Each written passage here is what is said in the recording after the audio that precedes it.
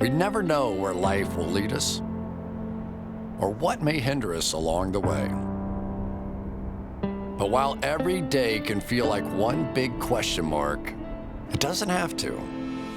With the right insights, strategies, and solutions from Western and Southern Financial Group, together we can look ahead to leave the unknown behind.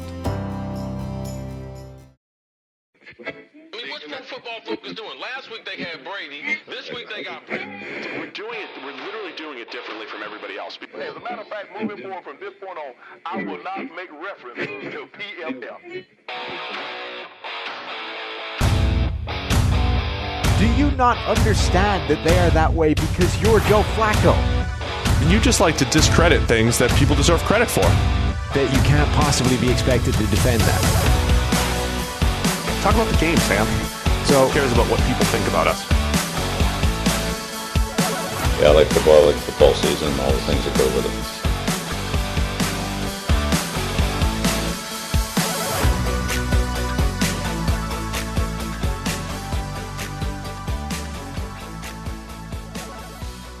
it. Welcome into the PFF NFL Podcast. Steve Palazzolo back here with Sam Monson, reviewing all things Divisional Round. But first, don't forget, all first-time depositors at Monkey Knife Fight that put at least $20 into their account while using the promo code PFF will receive a free PFF Edge annual subscription. That's right, $40 of value for just $20, and you get the opportunity to turn the 20 into even more money playing daily fantasy and prop games at one of the fastest-growing fantasy sports sites in the country. It's Monkey Knife Fight. So go to Monkey Knife Fight right now. Deposit your $20. Use the promo code PFF today to receive your free PFF Edge annual subscription. We also have a deal for PFF Elite.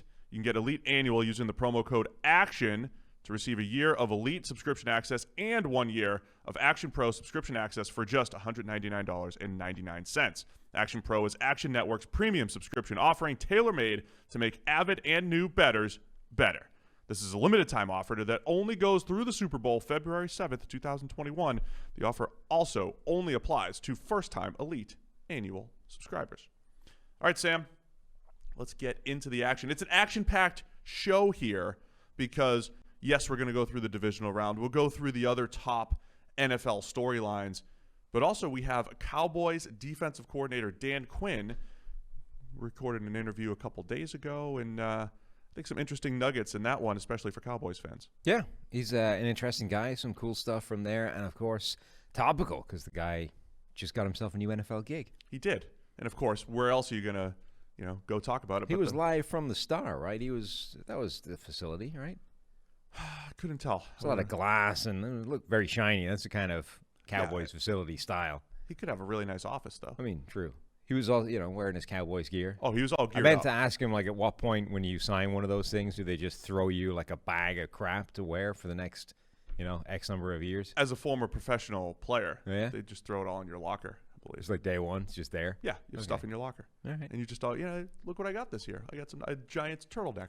I got a lot of Giants turtlenecks. God, we are starting early. That's a square for the bingo already filled in. Oh, my gosh. The PFF NFL Podcast bingo is taking off online, and you are very sensitive, so I cannot wait. I can't say anything now. There are a lot of people telling you things that you say a lot. Yeah. And you better watch out. So we're gonna keep an eye on it. It's gonna be like Peyton Manning over here. I'm gonna completely rework my entire pattern of speech now on the fly, so I don't say any of the things that hit the bingo. Yeah, we'll see how that goes. Anyway, let's get through the action starting on Saturday. Rams at the Packers. Packers win 32-18. Man, this is impressive, I think, from the Packers, especially. We talked so much about the Rams' defense, how good they've been all season. The Packers had answers very much in the run game and the short passing attack, which is where you need to beat the Rams, and they did a great job of it. They did. This was the first game for a while where, Green Bay's offense kept on going. It didn't have a period where it just switched off for a couple of quarters, and you wonder, why can't they put together this complete game for 60 minutes? They did. They did it against the Rams defense, which has been the best defense in the NFL this season. Okay, Aaron Donald wasn't 100%, but Aaron Donald isn't the difference between that scoreline and, the Rams winning. He definitely made their life easier when you didn't have to contend with a fully healthy Aaron Donald, but it was impressive how comfortable they found it. Like, Aaron Donald 1 total pressure, a PFF grade of 53, his lowest of the season. So it was definitely a factor, but I don't think it was the determining factor. Yeah, I'll also say, I mean, Aaron Rodgers was only pressured on 9 dropbacks. That part is a factor, 9 out of 37. The other interesting thing, if you have PFF Elite, Premium Stats, you go check out Aaron Rodgers and his passing chart. He only completed 5 passes beyond 10 yards. 1 was dropped with Allen Lazard down the field, but only 5 completions at 10-plus yards, and there weren't that many attempts. Usually that's a recipe for, trouble offensively. But again, we keep talking about how the Rams defense, led by Brandon Staley, who's now going to the Chargers, we'll talk about him in a minute, they do such a good job generally of discouraging the downfield passing attack. But the Rodgers and the Packers had an answer when they hit the deep post late in the game to seal the deal. But it was the horizontal stuff, the underneath stuff that was there. And then the rushing attack, right? Because the Rams play so much too high, 7 men in the box. The Packers ran for 174 yards against light boxes, 7 or fewer men in the box. That was the difference in the game. Yeah, like when you sort of describe what this Brandon Staley Rams defense does, and Brandon Staley, it's good enough that it, A, was the best defense in the NFL this season, and B, got Staley a head coaching job just 3 minutes after being in the building. It sounds really simple to counter, right? Like they're going to play a lot of too high safeties. They're going to essentially discourage you from throwing deep. So, okay, throw shallow and run the ball, right? Those are the 2 things that you should do. And at some point, you'll open up a deep shot just because you're killing them that way. But teams have not been able to do that particularly well. A couple of teams have had success against them, and they've been teams that have been good at doing that. Like the 49ers have had a weird amount of success against the Rams because they don't care that you have really good coverage. They're not really going to test it anyway. They're going to throw a million short passes and screens and jet motion, and everything they do is after the catch anyway, so it doesn't matter to them that Jalen Ramsey is standing 8 yards off the line of scrimmage. It's just not a factor in what they're doing. So Green Bay, they sort of showed up with the game plan that in theory is supposed to work against this defense, and they were good and efficient enough to make it happen. And I think the point you made in terms of it did open up a deep shot, and it actually opened up more than one. Allen Lazard, dropped another one that would have been a big play as well. Like, it was the perfect game plan against that defense, and it really worked. Yeah, I'm going to use the word patient when I talk about the Chiefs' offense and how they played against the Browns. But I thought the Packers were that as well, right? You're patient, and I think that is what the best quarterbacks of all time do, right? Aaron Rodgers, Patrick Mahomes, Brady, and Breeze, and those guys who are capable of creating big plays down the field. It's not just chucking it down the field all the time. Aaron Rodgers has one of the greatest highlight reels of all time, but this was just make decision after decision after decision, hit open throws underneath, and let Aaron Jones go for 99 yards, including a 60-yarder. Rodgers did get away with a couple passes at the end of the half, but that was pretty much it. He did try to turn it over on back-to-back sequence, plays. Wasn't it? I think defense is trending that way in the NFL, right? It used to be, every press conference, right? We're going to be aggressive. We're going to be like defense used to be about coming after you in a major way, and now I think a lot of defense is actually trending the opposite way, which is we're going to sit back and we're going to give you the easy stuff, and we're going to bank on the fact that you don't have the patience to execute a 12-play, 65-yard drive that takes up most of the quarter, because most people don't. And eventually, most quarterbacks just get frustrated with that, and they take a shot. When you take a shot against the deep coverage that we're playing, that's when we make our money and create the turnover and cause you problems. But Rodgers, obviously, is one of the quarterbacks that generally does have the patience to do that. And Tom Brady obviously is the archetype of that style of offense. For years, there aren't that many guys that are prepared to play like that without making the mistake. But that's what the Packers did, as you say, outside of that bizarre sequence where they tried to throw it away twice in back-to-back plays. Yeah, Rodgers was almost flawless, I think, other than the 2, again, back-to-back plays that were dropped interceptions at the end of the first half. What'd I say? Bingo. Other than, the critical element of this. It's not bingo. Yeah, it is. No, if I said Rodgers has the highest grade other than weeks 2, 9, and 15. You take out anyway. Yeah, which is why his grade is 80, right? Which is a good number despite back-to-back turnover-worthy horrific throws, which is actually quite impressive and difficult to do. Here's an interesting trend for the Packers right now. Rashawn Gary, 3rd straight really good game. He was the best pass rusher on the field for both teams, 7 pressures, including 2 sacks, 85.4 pass rush grade. He now, starting in Week 16 against Tennessee, he had a 90 grade in back-to-back games, Week 16 and 17. This week, 81 grade, led mostly by his pass rush. So Rashawn Gary, the guy that we said, look, production-wise coming out of Michigan, first-round pick, just doesn't match up. He's got all the tools. Is it going to take time for him to develop? That could be one of the big storylines here, the fact that Gary might be blooming right before our eyes during this playoff run for the Packers. That was huge. Him and Zadarius Smith led the Packers with 7 pressures apiece. Yeah, we had another big game. Like, Zadarius Smith is sort of starting to tick back towards Zadarius Smith of last year, which would be huge. Like, he's been good this year, but nothing like the league-leading pressure getter from a season ago. If that guy is here for the duration of the playoffs, that's a significant needle mover, as is Rashawn Gary playing well. As for whether the light has gone on versus having a Hassan Reddick-esque random spurt of extremely productive play in the middle of like year 4 for him, I would remain on the fence. And then as far as the Packers playmakers go, we know how difficult Davante Adams is to cover. Robert Tonyan continues to be a guy that just gets open, caught all 4 of his targets for 60 yards. And Allen Lazard, even though he had the big drop, had the long touchdown as well. He, for a monster receiver who's not really that fast, finds a way to get behind the defense. And him and Valdez-Scantling are just really good complements in this offense to what Adams and Tonyan bring. And, Rodgers continues to find them. Yeah, and Lazard, I think, in particular, is really important to that offense. Like, I think he is that viable secondary threat to Davante Adams. The interesting thing with Adams, though, this game, I think, showed the difference between the Packers' offense this year and previous seasons. Both last year with the current regime and more in particular Mike McCarthy's offense before he left. Like, before, they would have just gone, all right, we have Davante Adams, we have versus Jalen Ramsey. We think Adams is better. We're just going to get him the ball and see how it works, right? In this game, the touchdown was like schemed up with motion and to get him away from Ramsey, right? Yeah. We're going to move him pre-snap. We're going to get him to the other side of the formation. We're going to cause problems in this Rams defense. And even though we think he'll probably win one-on-one anyway, we're going to make sure that like he has scheme help so he doesn't have to.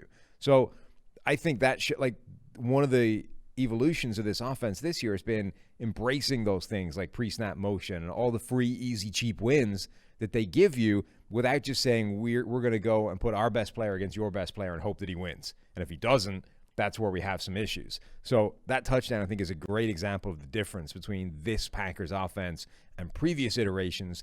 They might have a guy that could win one-on-one against Ramsey all day long anyway. And they said, even though that's the case, why should we ask him to? Like, let's give him a free play where he gets a touchdown without needing to beat the guy one-on-one. Yeah, that was a great play. Really well schemed up. And, I think all year, Rodgers, there's a balance.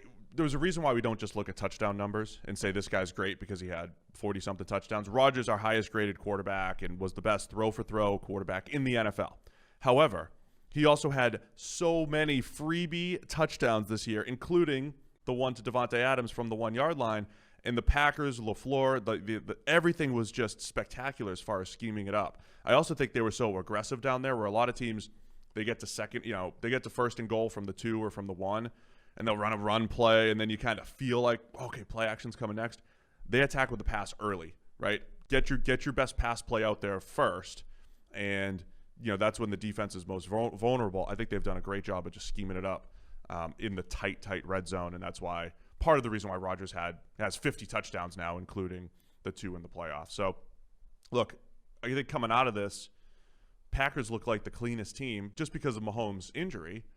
Packers are the cleanest team coming out of divisional round, are they not?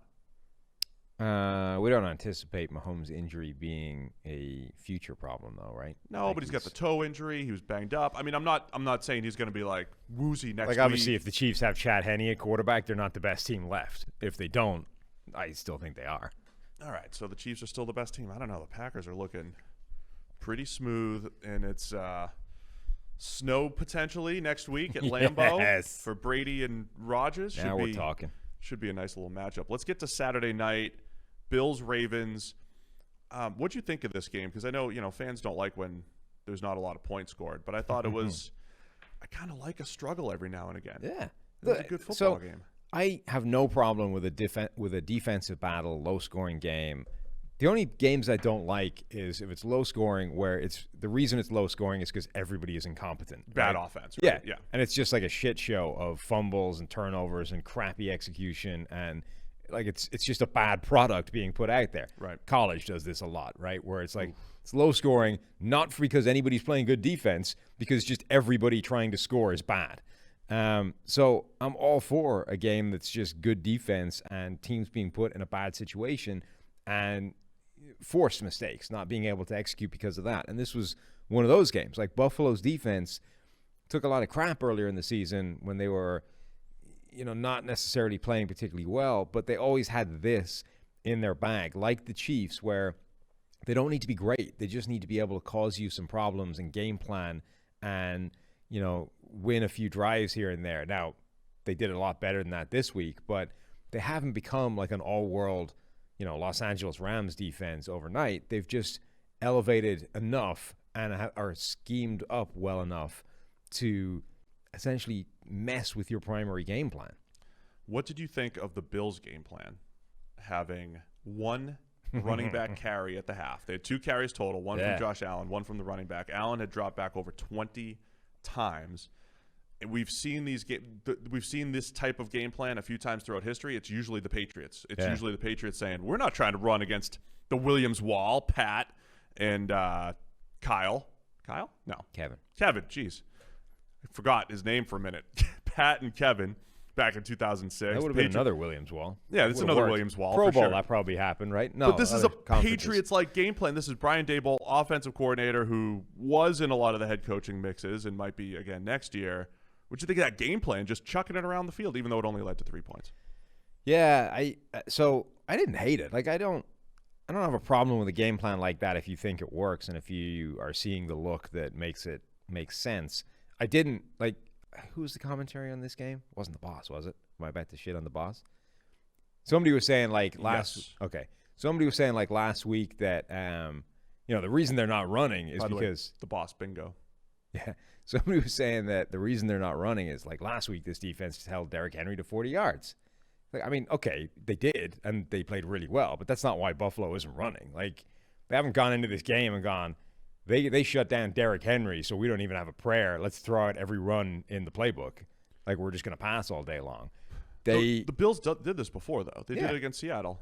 That's what I mean. Like, this isn't – they haven't taken a look at this and gone, if they held Derrick Henry to 40 yards – we're going to get -8, so we're not even going to try and run the ball this game. Let's just throw those out the window. We're going to pass all day on Josh Allen. They've just decided that this is the way to beat the Baltimore Ravens. And, it isn't crazy. They're better passing than they were running anyway. It feels like they've gone with the Mike Leach approach, right, which is we're only going to run if they really offer it to us on a silver platter. And I'm surprised that didn't result in more runs just by the nature that right. thing. But I don't hate the game plan. Honestly, I think that's one of the bigger stories of the weekend is how offenses were adaptable, because we gave credit to the Packers for playing against the Rams scheme and running and working the short passing game. We'll get to the Bucs game in a minute where it felt like they may have run too much, but the Saints employed the same game plan that the Rams do, too high and invite the run. The Bills went out there, and I guess they dictated the action a little bit more, but it was in part because the Ravens do have a good defensive front. Right, they do have the horses up front from a defensive line standpoint to stop the run pretty well. So, yeah, it didn't lead to points, but that was a futuristic game plan where you might throw the ball 20 times and only run the ball once. And honestly, I think that's another big part of Josh Allen's development is throwing early in early downs, putting him into favorable situations.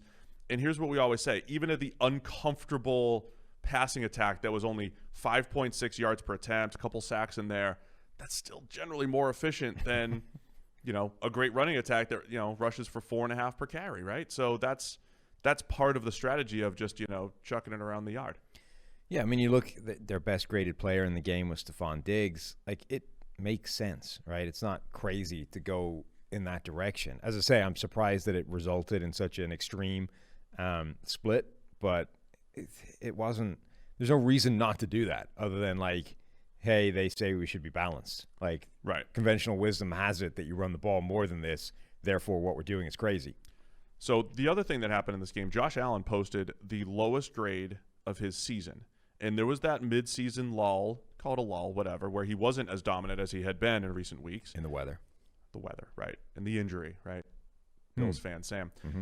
And the Bills found a way to win multiple ways. I think that's been the most redeeming quality of the Bills team this year, is they did have games where the run was more appealing and they executed it well. They did have games where the defense stepped up against the Chargers and made up for some turnovers and deficiencies. The defense really stepped it up for the Bills. Also seemed like a weird game for the Ravens. Lamar, he'd go from efficient to taking a massive sack, and then it was like 2nd and 25 or whatever it was, and they converted.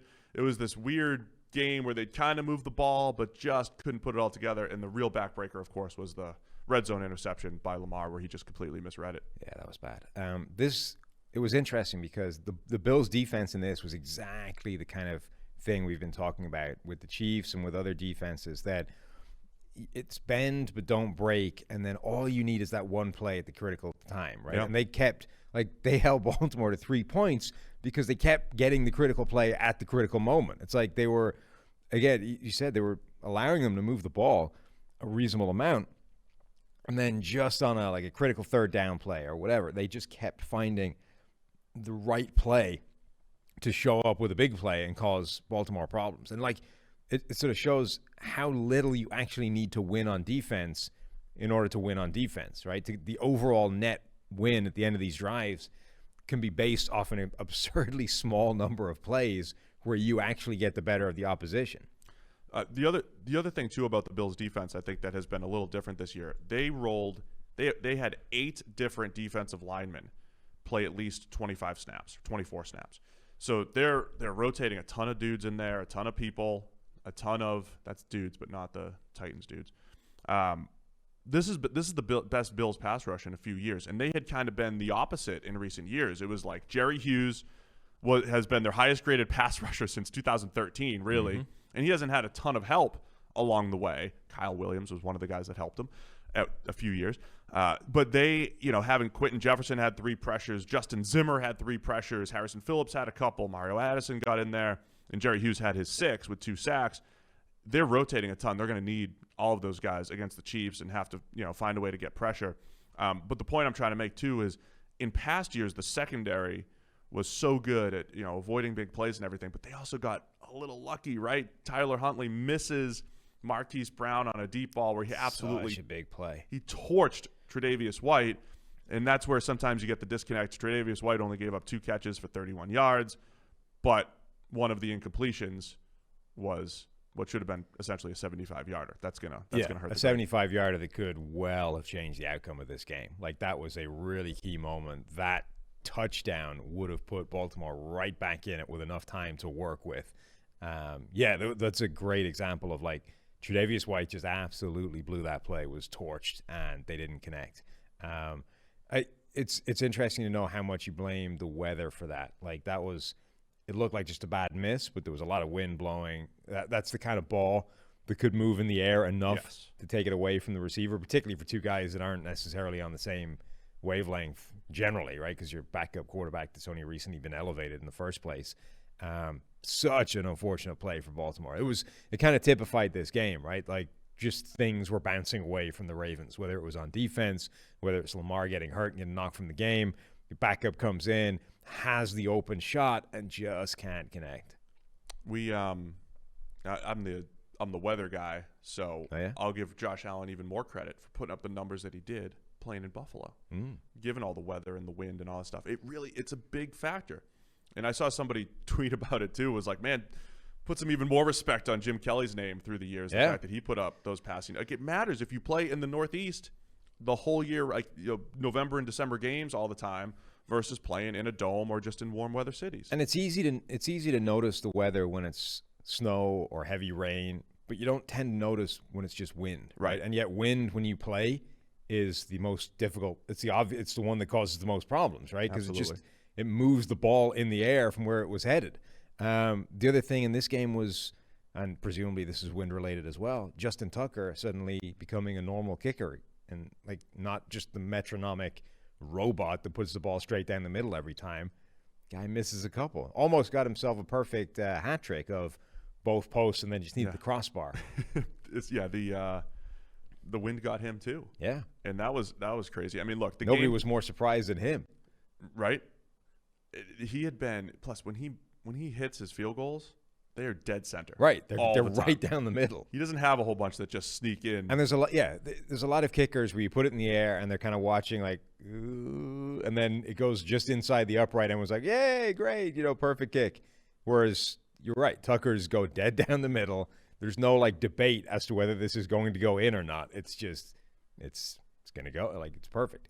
Yeah, so look, the biggest play of the game was obviously Lamar misreading the underneath coverage. Pick 6 at the goal line. That was it. That was the story of the game. The Ravens had an opportunity. I do find it interesting that Lamar, who did not play nearly as efficient this year versus last year, when he seemed to struggle, it was the same stuff that popped up a little bit on his college tape, which is just not seeing the underneath coverage very well. With his turnover-worthy play, everybody has different styles of turnover-worthy plays.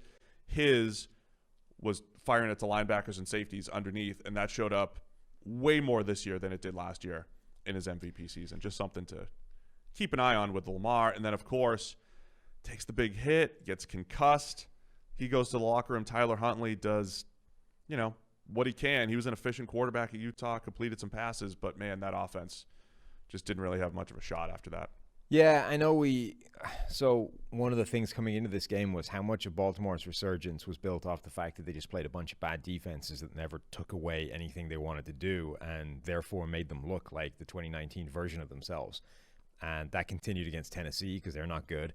So the big question was going to be, all right, this is the first real defense they faced in a long time, probably like since that winning streak started. So what does that look like? And I mean, it doesn't look like they really fixed an awful lot of what was going wrong earlier in the season the second they got challenged. I know they ran for a decent amount on the ground, but they weren't able to be as efficient as they needed off the back of it. Lamar did have his problems. Complete random aside, but were you kind of surprised that Lamar wasn't able to make a tackle on the pick 6? I thought he was going to get there. I was doing. I know there was a blocker in front of him, but like that's what Lamar. I was doing commentary on it. I was like to whom? Well, I was just streaming at the TV. Oh, okay. My wife, just, oh my gosh, pick 6. I was like, but Lamar's got him. But there's a Tre'Davious. I think it was White, right? Yeah. Tre'Davious White's there, and White's fast too. Yeah. And usually if you're the quarterback, you kind of you hesitate a little bit. You threw the ball, but like you're a little stunned, and then you get going. But yeah, I thought White had the angle to cut him off, so I wasn't that. I mean, he did. At first, I was like, Lamar could get him, but yeah, White had the angle. He had the angle to block him, but at the same time, you're Lamar. Like, you make people miss for a living. I mean, you can't do it the other way and get a guy trying to block you. Yeah, that's a different dynamic. And then at the end, he cuts back inside. You're thinking, I got to go as fast as I can to cut this dude off from getting to the end zone. You're not thinking about juking a blocker. I think he'd already cut him off. He just needed to stay in front of him, and instead he tried to cut back underneath and just gives him the end zone. I thought he had a shot at first, but yeah, Tre'Davious White got there. So, man, look, I think the Bills found a way to win in a different way, and I think that's huge. I think that was absolutely huge. They're going to need their defense playing like this against the Chad Henne or Patrick Mahomes Chiefs. Bills have a shot next week if it's Mahomes. Yeah. Yeah, they do. It's a good game. Right now, 4 of the top 5 graded quarterbacks are all in the playoffs. And the other one is trying to get out of his team. Yeah, Watson. Yeah. Remind me at the end. We have to do this. We have to talk Watson, and we'll talk Brandon Staley just a little bit. Let's go Chiefs-Browns. This game, man, it did feel like, and you were texting me as always, the Browns are settling for field goals. The Chiefs are, continuing to march the ball down the field. I thought this game was done way before it was. Felt like the Browns were going to let it slip away. I think that's the beauty of the Browns this year, plus the Mahomes injury, of course, technically helped. But the Browns know how to hang tough. They have enough offense to hang a little bit, and, man, they made it into a pretty good game. They did, yeah. I mean, it felt early that, right from the start, really, when Kansas City scores a touchdown, Cleveland answers with a field goal. And they're like, okay, points on the board is nice. On the other hand, if Kansas City go down and score another touchdown now, suddenly you're already in a double-digit hole, and that's not getting any easier over the course of the game. And it's the way it felt like it was going. Like Kansas City was putting up points, and Cleveland just wasn't getting it sorted in the first half. And you're like, you probably don't have this kind of margin for error to play with against this team. You're going to need to score at some point. And then, like the critical play, the Rashad Higgins fumble into the end zone that turned a touchdown that would have put the Browns right back in it then into a Kansas City possession, felt like at the time, all right, that's game over. Now, the Browns came back and made it a hell of a lot closer than it was supposed to be, and ultimately that score ended up being the difference between the two. But right at the time, that play felt like a dagger play for them. All right, discuss the rule. I think 80% of the football fans detest the fumble out of the end zone, losing possession.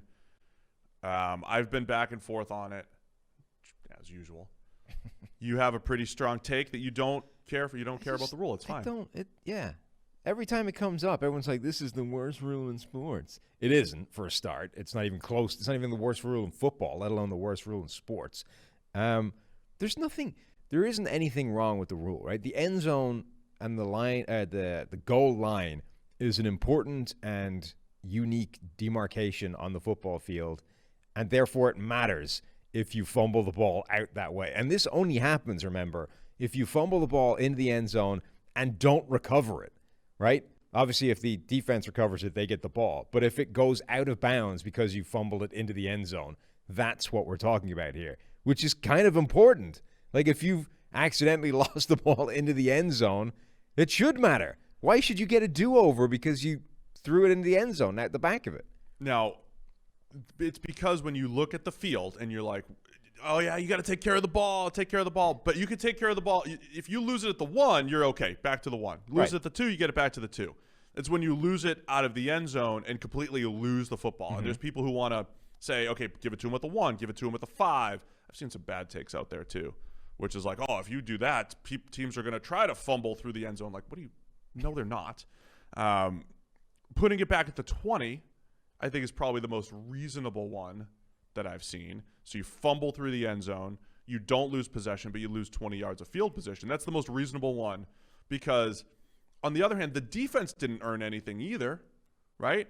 Like, the defense didn't earn – except the fumble. The ball, presumably, but they should – Here's the thing, right? But it's the same exact thing. If you're able – but listen, there's – essentially, you're rewarding the defense the same way as if they recovered it in the end zone. If they recovered in the end zone, they get a touchback. If it happens to go out of bounds, they also get a touchback.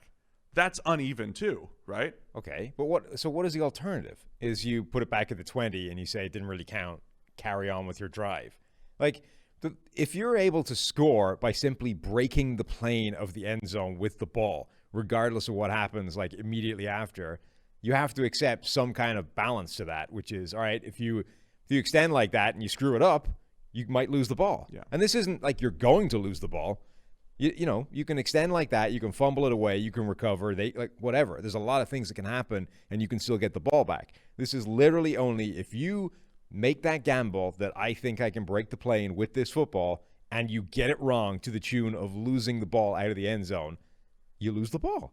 It's simple. I don't have any problem with that. It's a risk you take when you try and extend the ball for the touchdown, and sometimes it goes wrong. And when it goes wrong, it's painful. Yeah, I mean, look, I don't hate it because of that. Because I don't think the offense needs to be rewarded either. So I'm not as upset particularly about in this rule. world of like all offense all the time. Like, defenses are already being hamstrung with every single rule that's happening right now. Give them something. Give them this tiny bounce of the ball every now and again that happens, a couple of times a season. Let's give them that. The other thing is, like, forget the rule. If you're going to whinge about anything on this play, whinge about the fact that Daniel Sorensen launched himself face first like a missile into the head of Rashad Higgins, and that got ignored. Like, if you're going to complain about a rule change, make that reviewable so that you can pull up the replay and go, oh, you know what? That's targeting. We should probably call that. I don't want the targeting reviews. because everything looks bad in slow motion. That looks really bad, though. Here's my take on the play. Because it was. There's about 1:40 left at the end of the first half. The biggest mistake. This is the most ridiculous take I've ever heard. This is the correct take. The biggest mistake the Browns and Rashad Higgins made was trying to score a touchdown. The biggest mistake. Because it's first down. They have a great pass. Higgins should have been thrilled to get to the 1-yard line and run a little bit more clock. There's an 85, 90% chance you're going to score a touchdown anyway, and you don't give the ball back to the Chiefs.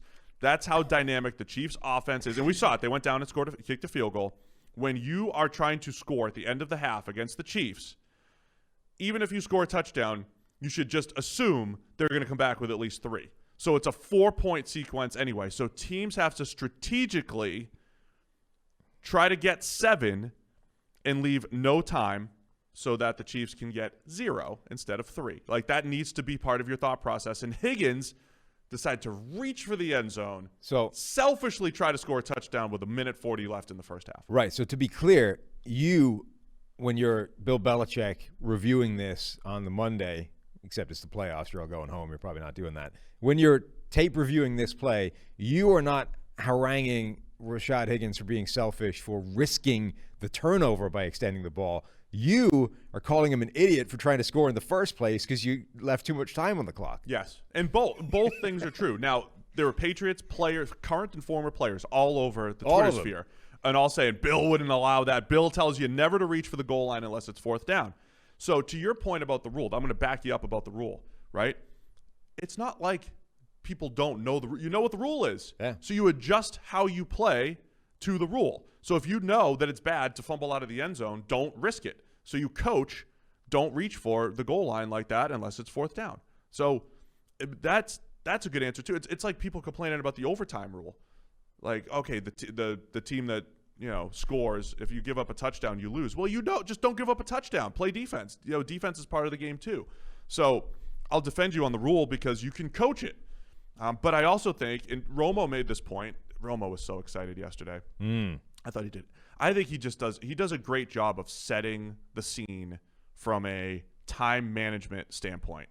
And you just see how smart quarterbacks are. And they're like, I have enough time to do this, and then we'll do this, and you got to get out of bounds here, and this minute, use your timeout at this point. He's really good at setting that. But he even said the Browns were afraid to call timeout. Minute left in the first half. Mahomes has 3rd and 7 or whatever it was, and they're afraid to call timeout because you don't want, normally you want to get the ball back, but you don't think you're going to stop the Chiefs anyway, and you don't want to give them any help. And that ended up being true. I also thought one of the big plays on that drive, by the way, Myles Garrett is offsides, and Mahomes spends about 10 seconds. It was like a 10-second play to just, further get into field goal range, and it screwed the Chiefs out of a touchdown opportunity. I thought they didn't play that actually very well at the end of the half. Mahomes should have thrown into the end zone or something once he knew he had a free play because it actually cost them time, and they only kicked a field goal. Let's get to the Mahomes injury. He got hurt. He's now gotten hurt on a QB sneak and on a speed option, both 3rd and 1, 4th and 1, short yardage, whatever. I've been of the mind that, like, this Kansas City offense, which is just so brutal to defend, so difficult to defend, and sometimes they break out the speed option, which is like, how am I going to defend Tyreek Hill and Travis Kelce and Mahomes' ridiculousness and a speed option? Like, why do I have to even defend that? But now I'm of the mind that thing gets deleted from the playbook forever. Mahomes took a massive hit, and it's just way too risky. Okay. I mean, wow, this is just take day in this for this game. Football's, it's a violent game. You can get hit at any time. Deal with it. Like, okay, he's gotten hurt on 2 rushing plays. That's unfortunate. On the other hand, he's had a bunch of rushing plays where nobody's ever touched him, and he scored touchdowns, moved the ball, key 3rd down conversions. This is part of the risk of playing football. I wouldn't lose the QB sneak out of the playbook. I think the QB sneak play was just a freak. So was this play. This is not a freak play. He got like horse collared from the side and somehow wound it like. When you make your quarterback a runner in space. But did you look at, like, the hit doesn't look like it should have done him any damage. Like, it was doesn't matter. Bizarre. He's still out there exposed in space. You don't expose the billion-dollar quarterback He's to exposed space. in space all the time. This one just happened to hurt him. No. What do you mean no? They don't like need half of his game is running out to the side, making these guys miss, and then picking up 7 yards on the ground. Like it's nothing. This is just a weird one where some guy happened to catch him, happened to take him down in a weird way that concussed him. He was also hurt.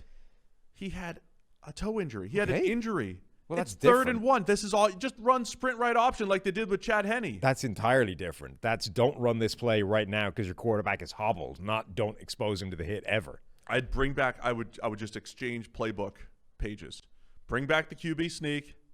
He's not going to get hurt again on the QB sneak. Rip out the speed option. Rip it right out of the electronic playbook. I don't think, barring weird circumstances, I'm never a fan of don't run this for fear of getting my player injured. Like, if that is ever in your thought process, there's probably an issue that's bigger than what you're calling in terms of the plays. Yeah, this got him hurt. That's now 2 instances where he's been hurt on rushing plays, which for a passing player is not ideal. On the other hand, it's a data point of 2, which is probably not something you should be basing your entire playbook on going forward. Anyway, the Chiefs played. I used the word patient. I also like the fact that people were like, yeah, the Chiefs are really patient. They pick up a first down every set of downs. I thought this game exemplified just how scared defenses can be of Tyreek Hill and Travis Kelce, giving everything underneath, again, inviting the run and all that stuff. And the Chiefs did a really good job. They can dink and dunk you down the field if they want, right? And again, I think you credit Mahomes. He doesn't have to be a guy that, chucks it deep 10 times a game. He'll take what's underneath and hit those quick outs all day. And it's like 7 or 8 yards. I mean, it's such an efficient way to run the offense, but it's because teams are afraid of the deep ball. It also just showed how freaky good Kelce and Hill are. Like the play where Kelce absolutely shakes Denzel Ward and makes him fall over. That shouldn't happen. Denzel Ward is their best cover guy. He's a cornerback, and a tight end just sent him to the moon and back with a fake move. Like, he's probably the only tight end in the NFL that can make that happen. That's ridiculous. That shouldn't be possible. The end play, which we'll get to now or in a second, like the last play of the game, right? Tyreek Hill essentially running a play from the Cole Beasley route tree, shakes a guy in a split second for like 5 yards, right? If that's all he did, if he just ran the Cole Beasley route tree, the short underneath, quick in and out stuff, nobody would ever be within 5 yards of the guy. Everyone's terrified of his deep speed and the threat he can have running unmolested over the top from the slot where you can't run with him, that you forget about the fact that one jab step and then back to the outside, and by the time you've even got your feet underneath you reacting to his initial release, he's 5 yards running into his route and you're screwed. Like, he is completely uncoverable in all of these situations. That's what makes Tyreek Hill so dangerous. Is like, there's a thing, like Peter King gave Cole Beasley an all-pro vote for what he does in the slot. If you asked Tyreek Hill to do that every game, he would make Cole Beasley look like you out there running routes. Like, it would be ridiculous. Catches. He would have 200. He would never be a guy within 5 yards of him in terms of like one-on-one coverage. It's ridiculous. And yet, because it's just like a tiny fringe thing of what he does, it's not even a factor. Honestly, I think that's one of the best things Andy Reid did, because they started Tyreek's career as a gimmicky type of player. He was running jet sweeps and, working out of the slot. And then he was like, I'm going to use him as a deep threat as well.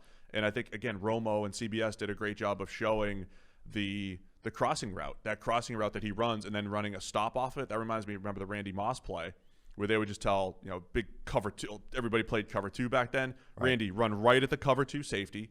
And you're either putting your hand up saying, give it to me deep, or you're going to stop. And it's an easy 15, 20-yard gain. Tyreek does that with the deep over from the slot. But it's like you have to spend multiple resources to stop the deep ball with Tyreek Hill, where if he just wants to run a little in and out underneath, like, who do you have to stop him?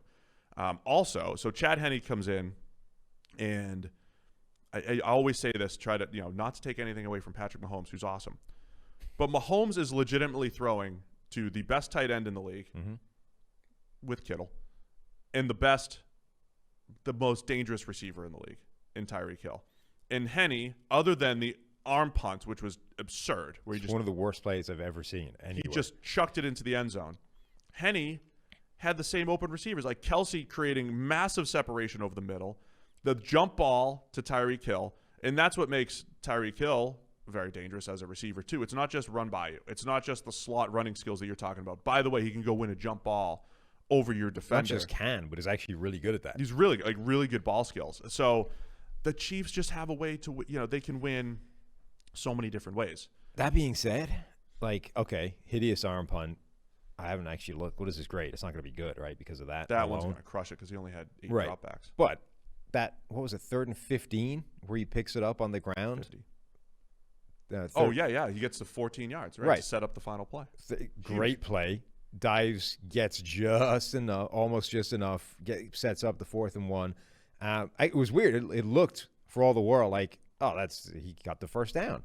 And the dude who spotted it was coming in from 5 yards behind the play, trailing it, had a hideous angle on figuring out where that ball was, spotted it exactly right. Great spot. It was incredible. Given where he was coming from and what he was looking at, there's almost no way. It basically had to have been blind luck, but he got it absolutely perfectly. So that play, which takes them from a mile away to 6 inches to play with, and then Andy Reid, Eric Bieniemy, whoever was making the call, dials up the pass on 4th and 1. You got 6 inches to win the game, to end it, right? Everyone's talking about, the Browns have got time on the clock. If you punt, you've got 6 inches with the best offense in the NFL. Okay, shorn of your all-world quarterback. Still, you have 6 inches to win the game, to end it right now. Go and win the game because you're not going to get a better shot than this. And they did. They dialed it up. They asked Tyreek Hill to run one of those Cole Beasley routes, and he's 5 yards wide the hell open. All you got to do is hit him. Okay, so I'm results driven here. Of course. Incredible play. I call it the lullaby. This is the lullaby. All right. It's 4th and inches. The fact that it was 4th and inches is what really made it work, right? Because it's an obvious QB sneak opportunity. Particularly with Chad Henne. Chad Henne can run the QB sneak. He won't get hurt. More to the point, you probably don't want him running much else. Yes. So Chad Henne can run the QB sneak. They come out in the gun, right? And I don't know, teams should do this more often on 4th down in general, I think, is come out on 4th down, do the whole deal we're going to draw you off sides, we're going to run multiple motions and shifts and all that stuff, and then run a play. Mm-hmm. It lulls the defense to sleep. I'm calling it the lullaby, and I think Chad Henne helped sell it. He just sat there in the gun just hanging out. The receivers as well. They're everybody. Romo's busy. Yeah. They're not running a play. Look at the receivers. Yeah. They're just looking bored. They lulled everybody. The whole thing was like that. And then they ran sprint right option off of that. It's the same thing they did to seal the deal a few weeks back with Mahomes. And, Andy Reid has shown that 4th down aggressiveness makes a ton of sense, especially when you're only up 5, right? If you go and trust your defense, this is touchdown, the perfect play for that. Ends the game. It's the perfect example of what everybody talks about with this aggressiveness stuff. Old school football would be you trust your defense, you punt the ball away, you back on your chances to stop them over the length of the field, right? Not in today's NFL, you don't. That's suicide. The offenses score in the 2-minute drill all the freaking time. You do not want to give that. Why would you give the opposition offense the chance to win that game as opposed to yours? Every offense in the NFL is better than their corresponding defense, pretty much, right? So why would you you have one play. All you need to do is pick up 6 inches. One play. Instead of that, why would you give the opposition offense the chance to make it the plays? It's just nuts to me. This is exactly what you do. You take the risk, right? Yes, there's a chance we screw it up. On the other hand, if you can't pick up 6 inches with the best offense in the NFL to win a game, what are you even doing here? There was another big play. Yeah, I'm with you, man. I like when you're one play away, keep it in your hands. Always. Even if it is Chad Henne. Yeah. The other thing that I think really hurt the Browns, I don't know how much it ends up affecting the outcome. There's the incomplete pass to the Chiefs, comeback route, it clearly hit the ground. Refs missed that one. Great spot on the Henne run. Refs nailed it. They miss the incompletion on a comeback. The Chiefs run a play. Doesn't count. Then the Tyreek jump ball, clearly a catch. Yeah. And it felt like a bit more of, Kevin Stefanski being a little bit more of an emotional, man, I wasn't quick enough on the trigger last time. I'm just going to throw the flag out there. And it was as clear as day, a catch, and it cost the Browns a timeout in the second half. Little stuff like that a miss. The refs were at fault on the first one, but a missed challenge here and there. Those are the types of things I think just need to be perfect against the Chiefs. Between that and, of course, the big one being the fumble out of the end zone, that hurt the Browns. But, man, they did everything they could to stay in it. Nick Chubb ran the ball well. I would have liked to see him catch the ball a little bit better. 2 drops on screens that just looked really clunky. Rashard Higgins made forget the fumble for a minute, made a ton of huge catches. He was the one guy that could get open. It's so funny. Against man coverage. Nobody is able to articulate why he's good, but he is. He's a good route runner. And not just good, but like him and Baker Mayfield have a connection as well. Again, for no reason. Like Baker Mayfield was the number 1 pick. Rashad Higgins was like a low draft pick. There's no reason those two should have been on the same page from day one. Like it's not like, sometimes you see a quarterback that was buried on the depth chart and he gets elevated and the guy who was like his corresponding receiver with the third team suddenly gets a better role because those two have a connection. Chemistry. Right. Like Higgins and Mayfield should never have been on the same path line. They should never have been parallel receiver quarterback trains. And yet that's the guy he's had the connection with since the first time they got there. It's bizarre. Baker played a pretty good game overall. Bad interception to Tyrann Mathieu. There are Jarvis Landry has quite the mixed. I don't know. Some people love him. Some people polarizing. Yeah, polarizing receiver. If you are an anti-Jarvis Landry guy, like this is your game. There's games where he just looks horrendous overall and doesn't produce. He had 10 targets for 20 yards. 10 targets, 7 catches for 20 yards.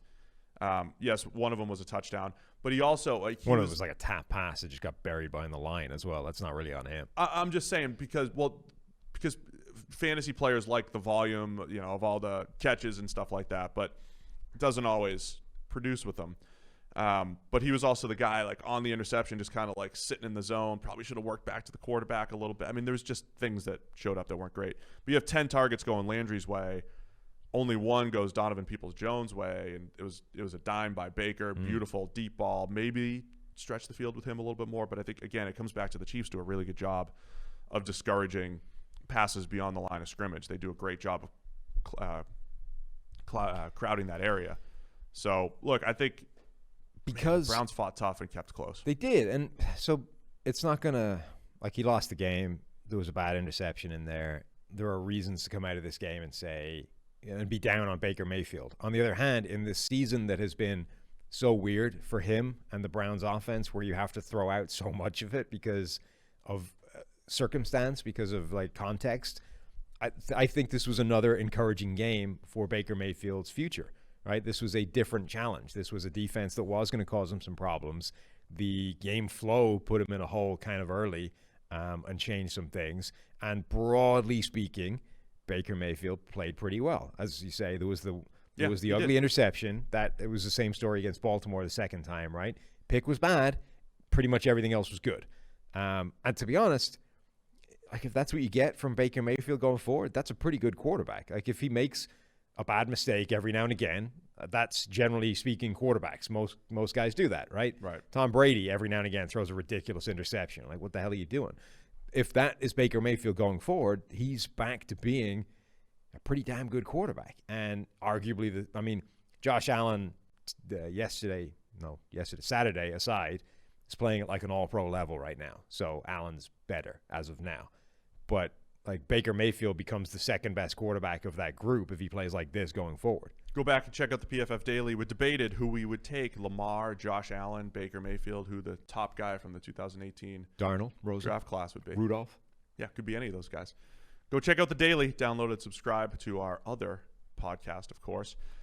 So the Chiefs move on. We'll be keeping an eye on Patrick Mahomes' concussion protocol. Sometimes concussion protocol does last more than 7 days. Can, yeah. So Jay Glazer says it's more like being choked out, though. I mean, okay. Yeah, I don't know what that.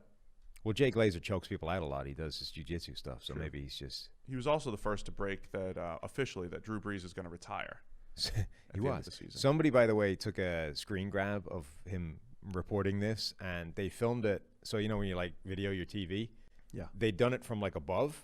This is presumably what your angle looks like a lot. Yeah. They did it from above, and so it messed with the perspective. So you had like Jay Glazer's giant melon head, and then these tiny little hands because it was it just looked really funny. Like Riley Reef.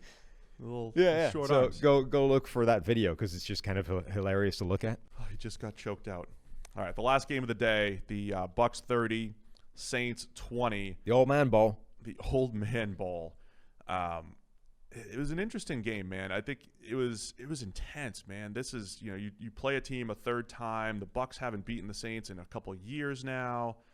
It was chippy on the field. The Saints, they've got, Gardner Johnson, who loves to talk, but all their corners are talking. Didn't get anybody ejected. What the hell was it that? Nobody ejected. No, didn't get anybody ejected. You have Lattimore versus Mike Evans, and Lattimore was in press coverage against Evans the whole game. Evans only got 1 3-yard touchdown. That's it. If Lattimore only ever played Mike Evans, he would be like the best cornerback in NFL history. Incredible. But I think, the story, of course, has to be Breeze, just, the poor arm that we've talked about all year, just no margin of error. I thought early on, though, he's throwing the ball early and he's getting it there, and he had a man coverage 3rd and long that he got, but just, man, he got old. He got old. I don't want to do a victory lap on this because it's kind of sad, right? Drew Brees' career, all-time great, ends with 1 Super Bowl and the chase for a second. It's always nice when the career ends John Elway or Peyton Manning style, where they finally got what the hell they were shooting for decades, right? And Brees isn't going to get that. He's going to have to, slink quietly off into retirement as older man Brady heads his way to yet another championship game. And just, when they're doing the, meeting at midfield after the game, and then they're on the field after the game and having a chat, you're thinking, all right, that's nice. It's a great gesture, and they're obviously buddies, but that must be sickening for Breeze. I'm done, right? I've got to head to the broadcast booth now, and that son of a bitch is just... Anyway, so I don't want to take a victory lap over this, but this was kind of what was coming all season long with Breeze, and it's the sort of inevitable conclusion of what he was right now, which is with that arm, you just have no margin for error. And if anything goes wrong in the play, and, things go wrong on most plays most of the time, if anything goes wrong in the play, you are putting the ball in harm's way. And that happened multiple times in this game. And every time it happened, the Bucs capitalized and scored. And that's the difference. And the Bucs did a really good job of changing their defensive approach, because that Sunday night game, Breeze, we talked about it on the preview show, he hit 12 different receivers, and it felt like, the Bucs played a ton of zone, and even when they played man, Breeze had open receivers, and it was just, spreading the ball around and destroying the Bucs defense. They came out, played tight man coverage, made every throw difficult. Both defenses made every throw difficult. So even when Brady got the ball behind the defense to Godwin or snuck it up the seam to Godwin's hands, everything was contested and tight on both sides of the ball. So the passing attacks, I think, were, they were inefficient because the defenses were great. But this game absolutely came down to a couple huge plays. But Jared Cook fumbled as well. He fumbles in the second half. And then Breeze throws 3 total interceptions, had 3 turnover-worthy plays, had another dropped interception in there that, he just, when he had to throw the ball down the field, it was not getting there, accuracy or velocity. And how many short pass breakups did the Bucs have? Just little 5-yard passes that just didn't have enough zip on them that Breeze couldn't complete. So that was a huge factor. Bucs defense played great, but also Breeze, they played to Breeze's weaknesses really well. Troy Aikman was pointing out some of these plays and sort of criticizing the receivers for route running, and Emmanuel Sanders not leaking upfield rather than heading flat on a slant and all these kinds of things. And it's like, okay, sure, you can point to those things but that's exactly what we're talking about, right?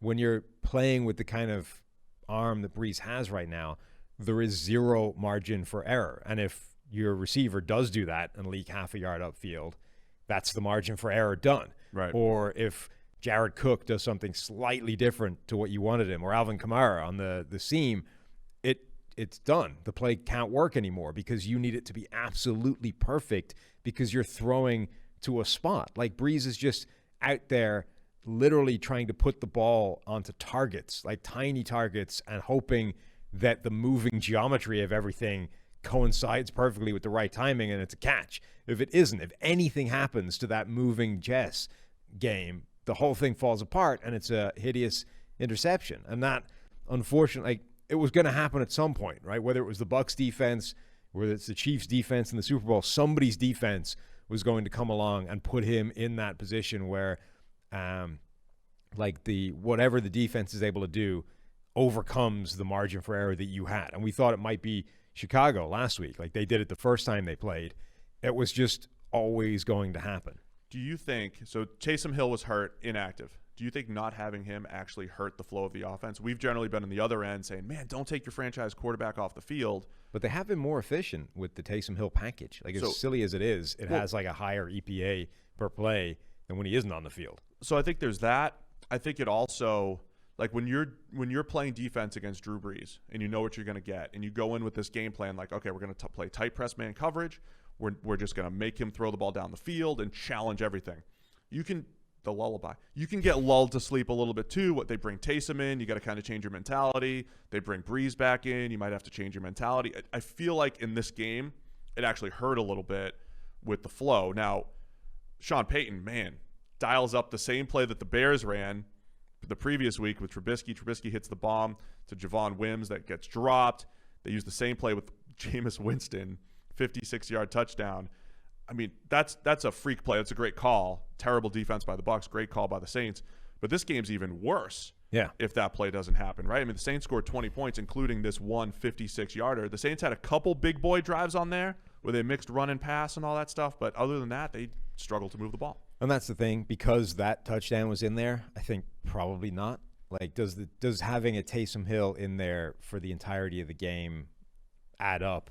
To negate that. You're right. To what you get from that one trick play from Jameis Winston? Probably not. Maybe they still would have run it. Maybe. But either way, like, I don't think missing Taysom Hill is the reason for this issue. I think that Mike Breeze just reached the end of the margin for error that he had. The other part, too, that was important, right? I thought, and I mentioned this on the preview as well, I thought early in the game you would have an idea of the way this game was going to go. And it looked like same old Bucs Saints, where the Bucs offense was just had no answers for the Saints defense. And the Saints moved down the field twice, and they came away with field goals, right? It was 6-0. And that's where Taysom Hill comes in as well. So even though maybe you negate a 56-yard freebie from Jameis Winston, what if they punch one of those in or both of them in because Taysom Hill makes your red zone package a little bit better? So I don't know. I think that did hurt the flow just a little bit because the Saints just in the middle of the game, they didn't have answers. They did not have answers for the Bucs defense once they really cracked down. Yeah, and it was encouraging this is a good thing for Tampa Bay. Again, their season has been a two-part thing, right? Get to the playoffs, however the hell you do it, just get there. And then once you get there, prove that you've learned lessons from the bad things that happened over your regular season, right? When teams threw things at you that cause issues, learn from those mistakes so that when it happens again in the playoffs, you have answers this time and you're not sitting at home the next week. They showed again that they have developed some answers for things that are thrown at them. And their defense did the kind of things that we've been saying for a while. Like, why is this defense not playing more aggressive up front in terms of man coverage? Why are they not using those players the way they should be used? They did that in this game. Like, Michael Thomas didn't have a catch. It's nuts. Yeah. Which, by the way, is like the second year in a row where somebody's come into the postseason and completely eliminated Michael Thomas. He had the back shoulder. That was actually, I think, one of the better throws Breeze threw, actually putting the ball away from coverage on the back shoulder, and Thomas just couldn't stay in bounds. He could only get the one hand to it. He's posted on Instagram that it's a catch. And it's like really close because his shin was kind of down, but his knee hits out of bounds, and it was really close. So Mike was fighting for that, like the record to be credited. Well, I mean, he's just trying to say I wasn't eliminated. I got a catch. Almost a spectacular catch by Michael Thomas.